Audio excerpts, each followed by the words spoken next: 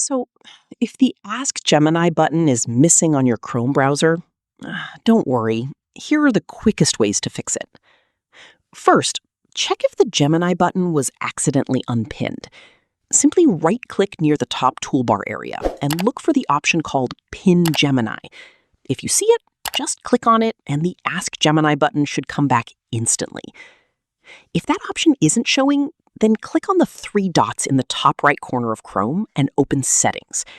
From here, search for Gemini or AI features and make sure the Gemini option is enabled. Now, if Ask Gemini is still missing, the next thing you should do is update Google Chrome. Go to About Chrome inside Settings, and Chrome will automatically check for updates. If there's an update available, relaunch Chrome, go back into the AI Innovations or AI Features section, and enable Gemini in Chrome. Once enabled, the Ask Gemini button should appear again on your Chrome toolbar. And yeah, that's how you can fix Ask Gemini not showing on Google Chrome quickly and easily.